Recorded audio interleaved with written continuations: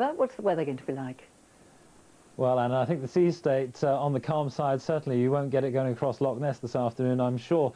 But the soft top element that car may well come in handy over the next couple of days because it is going to be mostly dry with a little bit more sunshine than we've seen of late, certainly as we move on through this afternoon, getting into Thursday as well. Watch out for some early morning mist and fog with those clearer skies overnight. But I hope that's got an electric roof on it because you will need it as we move towards Friday for some parts of the British Isles and indeed one or two spots at the weekend as well. Now, there is a lot of dry and fine weather on the way because just out to the western side of the British Isles, in the immediate future, it is going to stay dry underneath this area of high pressure. But this looks really rather threatening, doesn't it? Well, it's going to take a while before these fronts lying in this kink in the isobars gradually work their way in towards the British Isles. In fact, the western side will see it on Friday, and then it rather smartly moves away from the British Isles out into the North Sea as we get on through the weekend as well. So a little bit more changeable perhaps in the longer term, but in the short term, dry and fine thanks to that area of high pressure.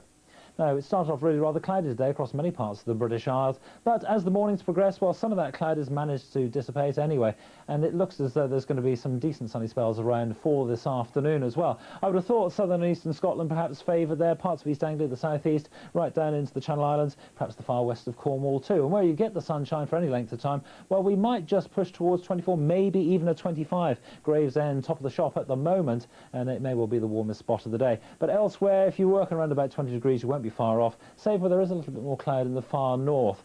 Now, tonight, some of that cloud will dissipate even further, a little bit of mist and fog around, and again, the temperatures will be down into single figures. So it'll be a fairly chilly old start, but a bright one for many of us. Certainly brighter, I would hope, than we've seen of late. Come the afternoon, not a great deal of change, maybe just one or more two showers there across the northwest of Scotland. And the temperatures, again, well, not very much in the way of wind, so probably feeling, again, just a little bit warmer than perhaps it did at the start of the week.